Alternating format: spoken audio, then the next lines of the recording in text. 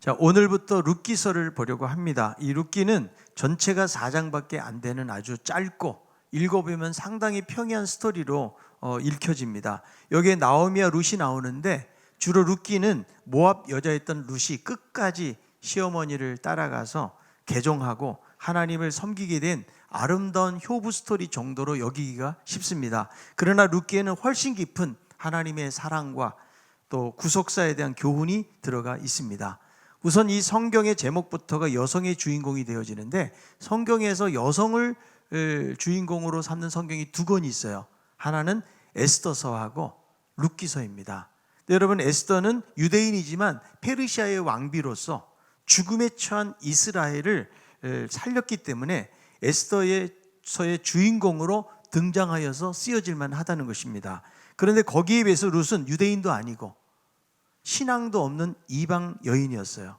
그런데 유대인 남편을 만나서 살다가 홀몸이 되었는데 자기 나라로 돌아가지 않고 끝까지 어머니를 따랐고 나중에 보아스라고 하는 좋은 남편을 만나게 되어서 살게 되었다, 이런 내용이에요.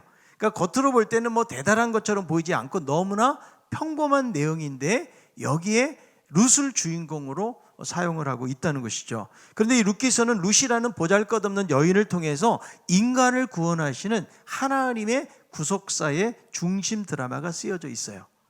그래서 이 룻기서를 보면 구속하다라는 말을 어근으로 사용하는 그런 단어가 22회가 나와요. 근데 구약 전체에서 116회가 나오니까 이 짧은 4장 속에서 얼마나 구속을 강조하고 있는지를 알 수가 있다는 것입니다. 더군다나 여러분, 룻은 이방인인데 모압 족속이거든요. 모압 족속이 누굽니까? 룻이 아니고 롯이죠. 롯이 딸들과 함께 소돔과 고모라를 빠져나왔어요. 근데 자손의 그 보존을 위해서 딸이 아버지에게 술을 먹입니다. 그리고 동침을 해가지고 거기서 낳게 된 자손이 모압 자손인 거죠. 그리고 신명기 23장에 보니까 모압 사람은 여호와의 총회에 영원히 들어오지 못한다라고 기록이 되어져 있거든요. 그러니까 여러분, 이 모압이라는 민족은 하나님의 총회에 들어가지 못하는 구원에서 제외된 이방 민족이에요. 그런데 하나님은 이 모압 여인을 통해서 이제 다윗의 거기서 후대로 태어나게 되어지거든요. 우리가 무엇을 볼 수 있는 것입니까? 하나님의 사랑이 무엇인지를 보여주고, 그리고 진정한 복음이 무엇인지를 룻기서를 통해서 볼 수가 있는 것입니다. 그래서 하나님의 위대한 구속사의 신비함이 룻기서에 깊이 스며들어가 있다는 거예요. 여러분, 룻기는 언제 쓰여졌을까요? 사사시대를 배경으로 해 쓰여졌는데 이스라엘의 가장 암울하고도 어두운 시대 속에 쓰여졌어요. 그렇지만 이 룻기는 유난히 밝게 빛나는 진주와 같다고 말할 수가 있습니다. 여러분, 오늘날 우리가 살아가는 시대도 정말 어두운 시대예요.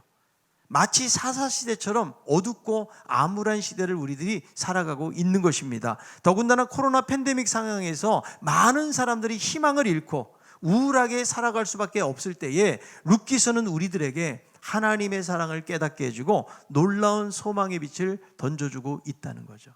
아무런 소망이 없는 이 절망 가운데 있는 이 여인을 사용하신 하나님께서 우리들도 여전히 우울하고 어두운 시대를 살아가고 있지만, 그러나 연약한 우리들을 통해서 하나님의 사랑이 드러나고 은혜가 채워질 것이라는 그런 의미에서 이 룻기서는 너무나 중요하다고 생각을 합니다.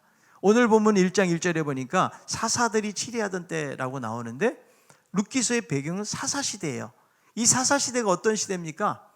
이제 여호수아가 죽고 그 동시대에 하나님의 역사를 경험했던 장로들, 그런 사람들도 다 죽어버린 거예요.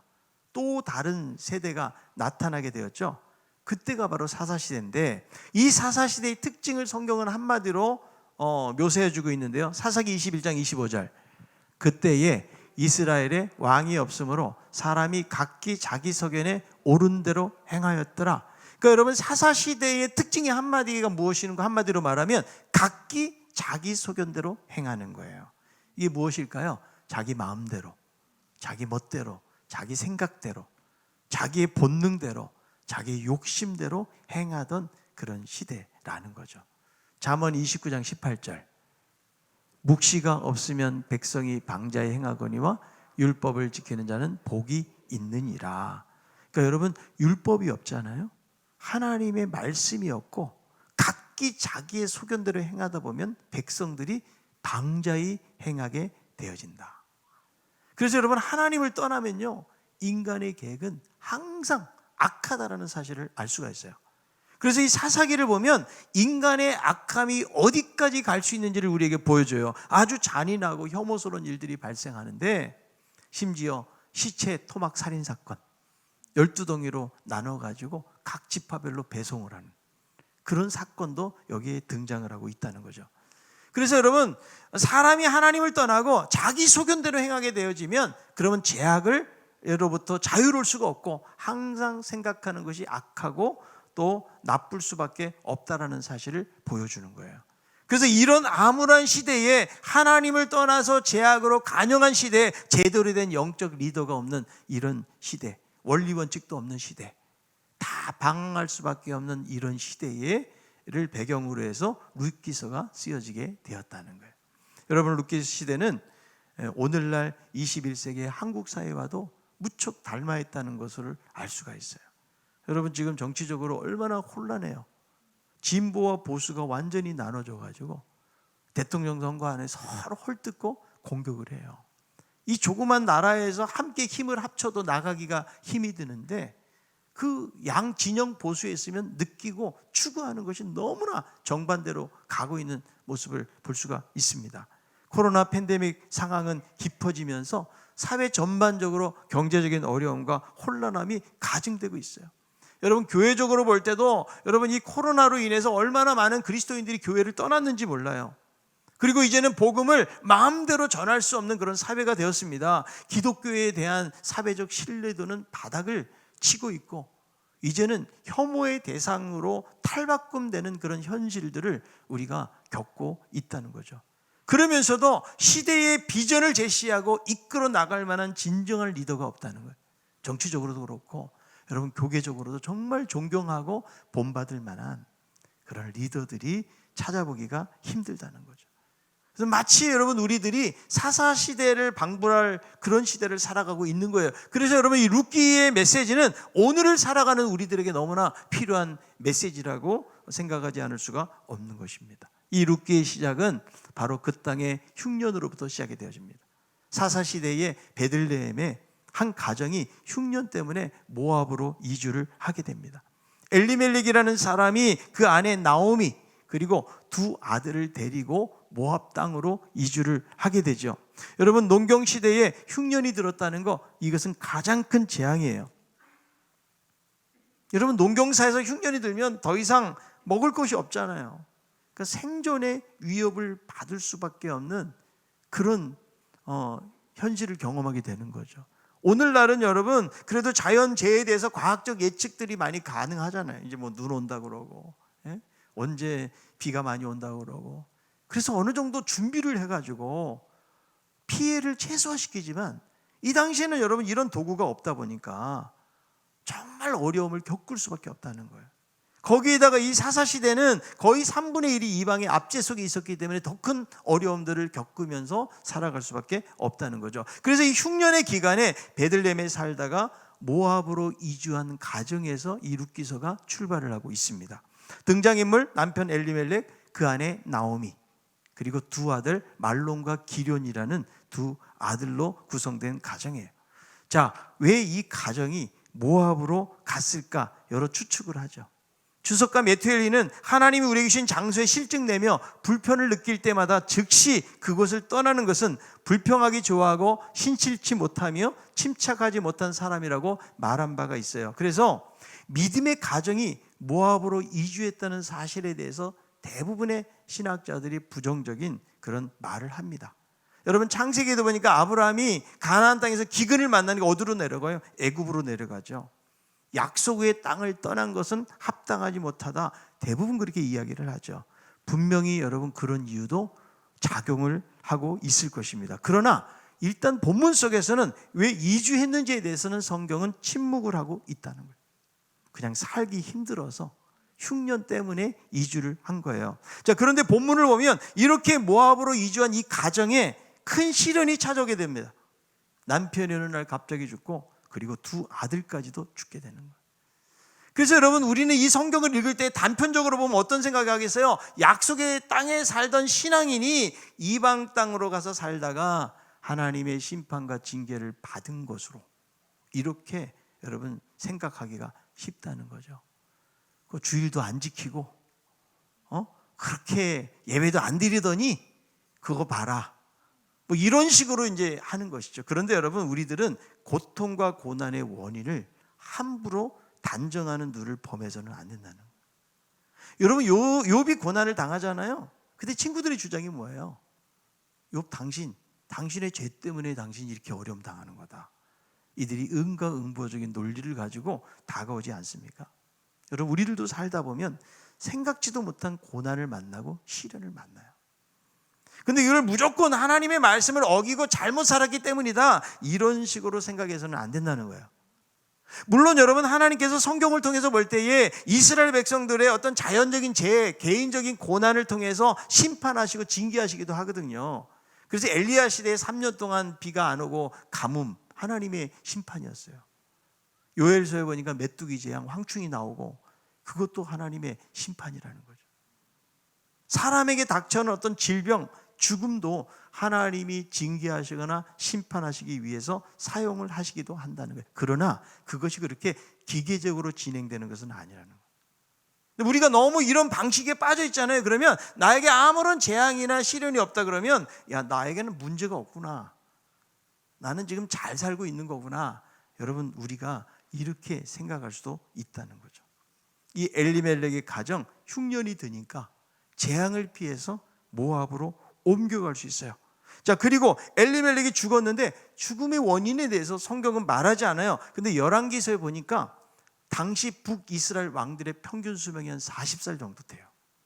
그러니까 이 엘리멜렉이라는 사람도 그 사람들의 수명 그 정도거나 혹은 더 짧게 살다가 그냥 살다가 죽은 거예요. 그래서 이 어디서 죽었는지 어디에 묻혔는지 이런 언급도 없이 그냥 평범한 죽음으로 받아들일 수가 있다는 거죠. 꼭 이방 땅에 가서 하나님 심판받아 그거 봐라 죽었다, 이런 식으로 우리가 접근할 필요는 없다는 거죠. 자, 문제는 홀로 남은 나오미가 두 아들을 모압 여자에게 장가를 보냅니다. 그런데 한 10년쯤 살다가 그 두 아들마저도 죽게 되어지는 비극이 이 가정에 생겨나게 된 거죠. 그러니까 여러분, 이 나오미라는 그 인생, 정말 비극적인 인생이에요. 이 나오미의 가정 속에 인생에 큰 시련이 온 거예요. 그래서 여러분, 이 시련이 과연 어디서 왔는가? 하나님 앞에서 죄를 짓고 잘못 살아서 이런 시련이 오기도 하지만, 그냥 살다 보면 나도 모르는 그런 시련이 우리에게 닥쳐올 때가 있다는 거죠. 여러분, 꼭 기도를 안 해서 병드는 게 아니죠. 내가 신앙생활 잘 못해가지고 그냥 하던 사업마다 말아먹고 내가 이렇게 가난하게 살아야 되는가, 뭐 꼭 그런 식으로만 여러분 우리는 해석할 필요는 없다는 거죠. 어쨌든 이 가정, 지금 가장 슬픈 게 뭐예요? 사랑하는 사람을 먼저 떠나보내게 되었다. 그래서 그 허정감, 그 허무감, 이루 헤아릴 수가 없는 거예요. 나오미의 가정은 흉년을 피해가지고 간신히 그냥 모압에 이주를 했는데, 거기서 남편도 죽고 이미 장성해서 결혼시킨 아들까지도 다 죽어버리는, 여러분, 이 슬픔은 헤아릴 수가 없는 거예요. 헤아려 본 슬픔이라는 책이 있는데, 영국의 C.S. 루이스라고 하는 크리스천 지성의 대표적이라고 말할 수 있고, 영국의 어떤 시인, 비평가, 또 대학 교수이기도 했는데요, 이분이 59살 때까지 혼자 살았어요.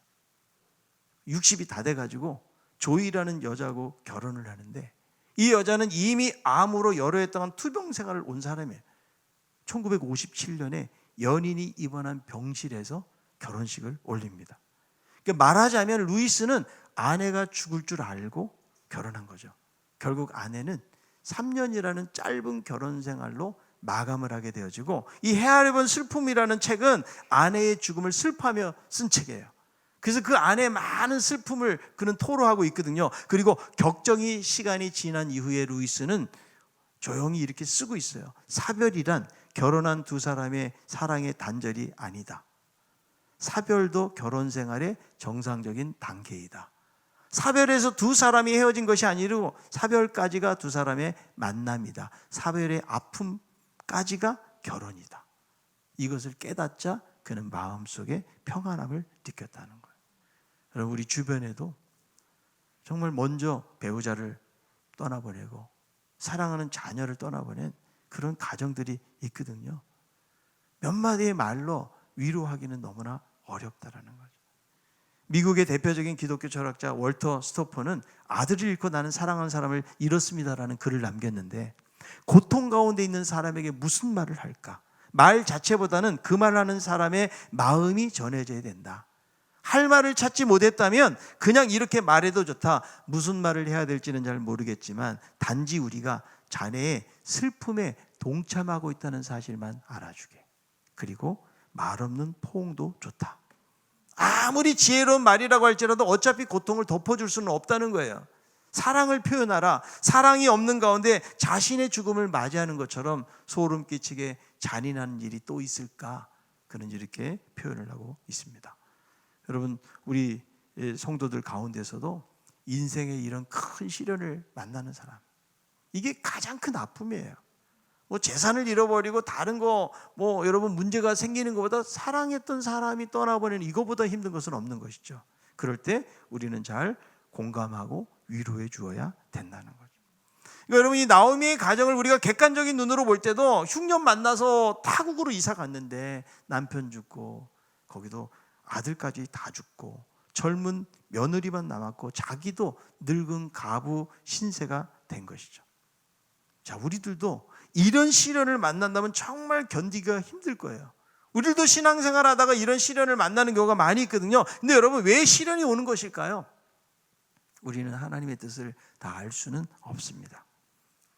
하나님이 내가 가지고 있는 몇 가지 문제 때문에, 때로는 죄의 문제 때문에 깨닫게 하시기도 하지만, 이 고난의 문제는 깊이 들여다보면 하나님의 백성으로 훈련시키시고 더 연단해서 견고한 신앙의 삶, 성숙한 사람이 되도록 하기 위해서 때로는 하나님께서 우리에게 시련을 허용하고 있다는 거예요. 그래서 여러분, 인생 속에 큰 시련이 올 때에 우리는 다른 사람의 고난에 대해서 함부로 판단하지 마세요. 그러나 내 자신은 하나님께서 이것을 통해서 나를 하여금 깨닫게 하시는 것이 무엇인가? 하나님 과연 무엇을 원하시는가? 여러분, 이것을 우리가 깊이 생각하는 것은 너무나 중요하다는 것입니다. 역사학자 토인비가 자주 말한 청어 이야기가 있어요. 런던 어시장은 먼 바다에서 잡아오는 그런 청어 경매로 유명합니다. 대다수의 어부들은 죽은 청어를 공급했어요. 근데 유독 한 어부만이 살아있는 청어를 공급하고 많은 수익을 올리는 거죠. 사람들이 궁금했죠. 대체 비결이 뭘까? 우리는 청어를 잡아서 청어들이 다 죽어버린, 성질이 급해가지고. 그런데 그 사람만 유독 살아서 오는 거죠. 비결을 물었더니 이 사람이 하는 말이 청어통에 메기 한 마리씩 넣는다는 거예요. 그랬더니 하는 말이 뭐라고 그래요? 아니, 그럼 메기가 청어를 잡아먹지 않나요? 이렇게 말을 하는 거예요. 아닙니다. 메기에게 잡히지 않으려고 청어들이 도망을 다닙니다. 이때 운동이 되어서 산소가 공급되어지고 전부 다 살아있게 된다는 거예요. 여러분, 때로는 하나님께서 우리의 삶 속에 메기라는 놈을 집어넣어요. 근데 메기가 없으면 그냥 죽는 거예요. 신앙이 생동감 있게 살아있지를 못하는 거예요. 때로는 내가 생각지도 못한 여러 가지 문제 있는 것들이 다가오다 보면 그때 정신을 바짝 차리게 되어지고 영적으로 다시 한번 우리가 하나님 앞에 나아가려고 우리의 태도가 변화가 된다는 것이죠. 여러분, 우리의 가정에도 생각할 수 없는 시련들이 찾아옵니다. 육체의 어떤 질병의 흉년이 찾아오고, 가장이 쓰러지고, 부모님들이 치매에 걸리고, 갑자기 부도가 나고, 직장에서 쫓겨나서 어려움을 겪는 흉년을 겪기도 해요. 자녀들이 가출하고 태학을 당하기도 하고, 부부관계에 흉년이 와가지고 지옥 같은 생활을 경험하기도 합니다. 교회 안에서도 사람들과 관계가 다 끊어지는 흉년을 맞이하기도 한다는 거예요. 여러분, 고난이 있습니까? 가정에 흉년이 찾아오고 있나요? 하나님께서 무엇을 말씀하고 계신지를 우리는 잘 생각해 봐야 돼요. 룻기 1장 5절에 있는 말씀, 말론과 기련 두 사람이 다 죽고 그 여인은 두 아들과 남편의 뒤에 남았더라. 여러분, 이 가정이 다 죽어버렸어요. 정말 슬픔과 낙심이 가득한데 성경은 한 줄기 소망의 빛을 남기고 있는데 다 죽었는데 그 뒤에 남은 것이 있어요. 그 남은 사람이 누굴까요? 바로 그 여인인데 나옴이라는 말을 사용하지 아니하고 그 여인이라고 냉정하게 부르는 거예요. 왜 그럴까요? 고대 근동에서 여인의 존재는 남편과 아들들이거든요. 근데 이제 존재 기반을 다 잃어버렸기 때문에 그냥 나옴이라는 이름보다는 그냥 그 여인으로 표현을 하고 있다는 거예요. 자, 현실적으로 볼 때는 아무것도 남은 것이 없는 거예요. 여러분, 구약에서 여러분 특별히 홀로 사는 여인들에 대한 관심이 많거든요. 고아들, 과부들. 왜 그래요? 아무 존재 기반이 없는 거죠. 앞으로 살아갈 일이 막막한 거예요. 그래서 이 가정에 아무것도 남은 것이 없는 것이죠. 그런데 그 뒤에 또 누가 남아있는 거예요? 룻이 남아있다. 하나님은 나오미만 남길 뿐만 아니라 룻이라는 여인을 남겨두거든요. 이 여인은 모함 여인이고 믿음이 없던 여인이에요. 그래서 이 여인이 그 다음에 이제 기사에 보면 나오미를 따라서 이제 베들레헴 고향으로 돌아가게 됩니다. 그래서 사람들이 뭐라고 그랬겠어요? 야, 저 타향살이 하다가 다 망해가지고 이제는 남편 죽고 아들들 다 죽고 초락에 남은 저 청산 가부 혼자 남은 여인만 데리고 온 곳으로 사람들은 아마도 비웃고 손가락질 했을지 모르겠어요. 그러나 하나님은 이 여인 뒤에 남은 보잘것없는 룻을 통해서 하나님의 역사를 이루고 가신다는 거예요. 여러분, 우리도 우리의 삶 속에서 지독한 흉년을 만나도 여러분 잃어버린 것을 보지 마시고 하나님이 분명히 남겨주신 것이 있어요. 아멘. 그리고 주실 것이 있다. 이것을 바라보는 게 믿음이에요. 여러분, 다른 사람들은 그냥 우습고 하찮게 여길지라도 여러분 거기에 너무나 마음을 빼앗겨서는 안 돼요. 하나님이 분명히 우리에게 남기신 것이 있다는 거예요. 그런데 여러분, 우리가 잃어버린 것만 생각해가지고 인생의 흉년을 만났다고 하나님을 떠나는 것만큼 어리석은 일은 없는 거죠. 여러분, 정말 힘들다고 이 책임을 하나님께로 다 돌리고 원망하고 불평하고 때로는 나 이제 하나님 안 믿을 거야 마음을 접어버려요. 더 이상 기도하려고 하지 않고 여러분 거기에는 해결책이 없어요. 이 모든 인생의 문제를 해결해 주는 분 누구예요? 바로 하나님이시다. 아멘. 여러분, 우리 성도들도 고난 비껴갈 수가 없어요. 우리가 여러분 기도한다고 고난이 완전히 제거가 되는 것이 아니라는 것이죠. 그래서 여러분 해결되지 않는 문제 속에 우리는 계속 살아갈 수 있다는 거예요. 자, 그렇다면 그리스도인의 태도는 무엇인가?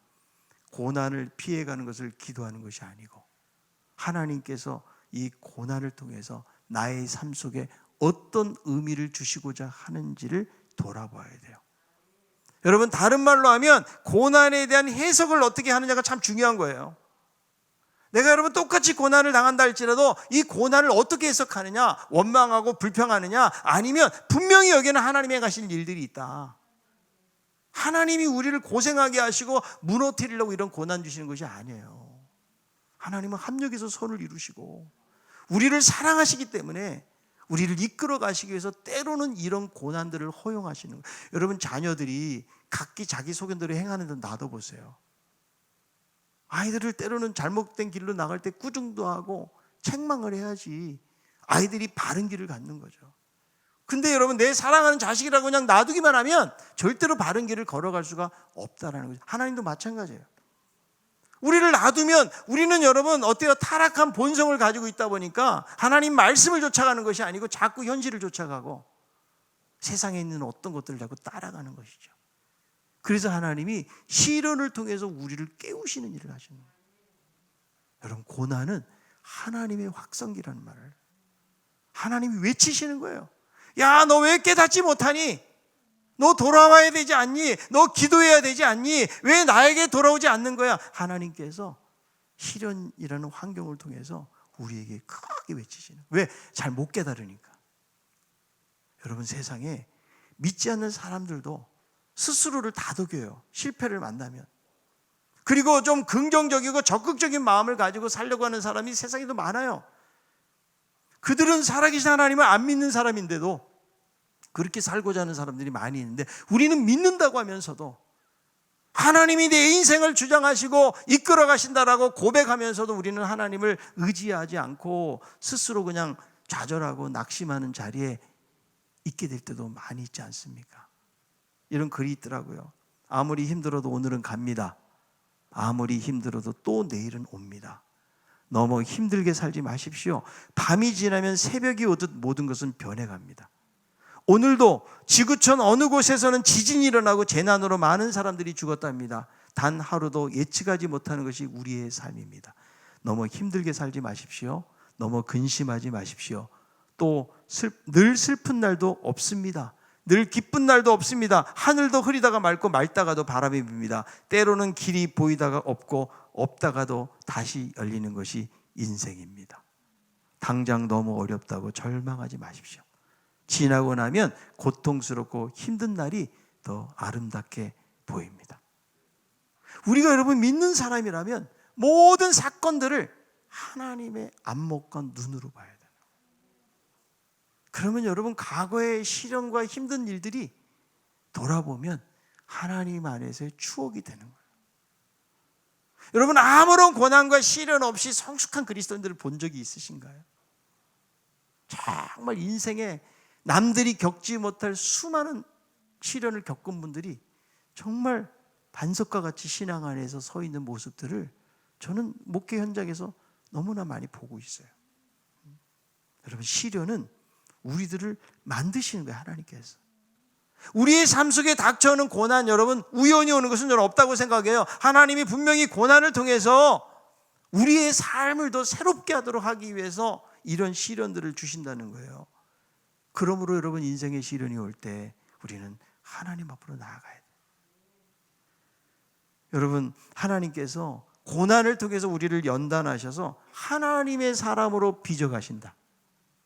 여러분 돌을 어떻게 해요? 깎아야 조각가가 작품을 만드는 거예요. 그냥 놔두면 우리는 여러분 그냥 놔두면 우리의 모난 이 성격, 우리 기질 이대로 살면 여러분 우리는 성숙한 그리스도인이 될 수가 없어요. 때로는 여러 시련들을 통해서 하나님께서 우리를 깎고 다듬으시는데 그런 깎을 때의 아픔이 있는 거죠. 상류에 있던 뾰족한 돌들이 하류까지 오면은 반들반들한 돌이 되잖아요. 이런저런 여러분 힘들고 어려운 과정들을 거쳐가면서 그렇게 돌이 되는 것처럼 여러분 우리 인생도 과정 속에 있어요. 지금 당장 힘들다고 여러분 다 죽을 것 같이 우리 말하지 맙시다. 이 날들이 속히 지나가리라. 아멘.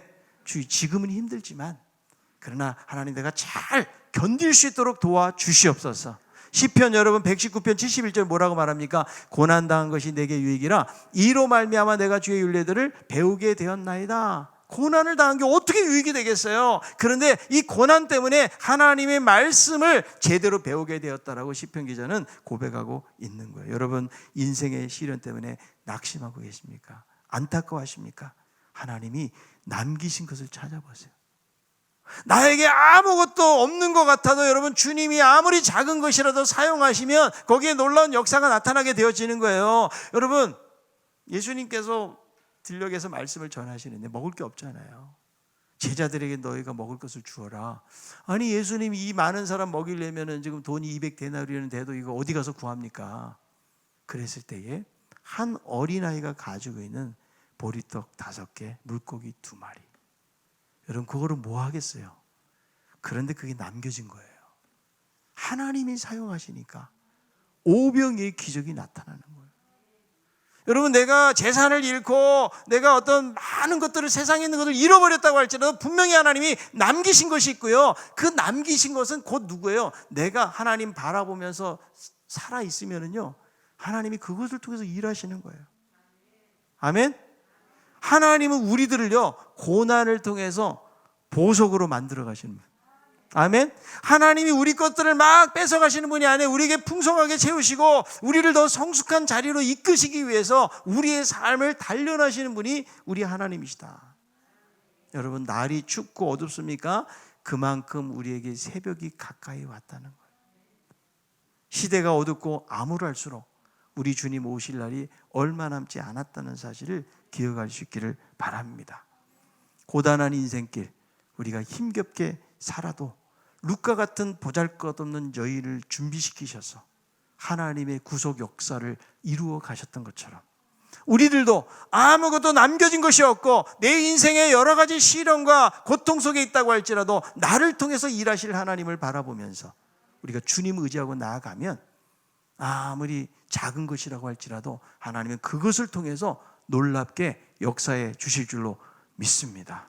고난 중에서도 여러분 낙심하지 말고 날마다 주님을 의지하고 소망 가운데 살아갈 수 있는 우리 모두가 다 될 수 있기를 바랍니다.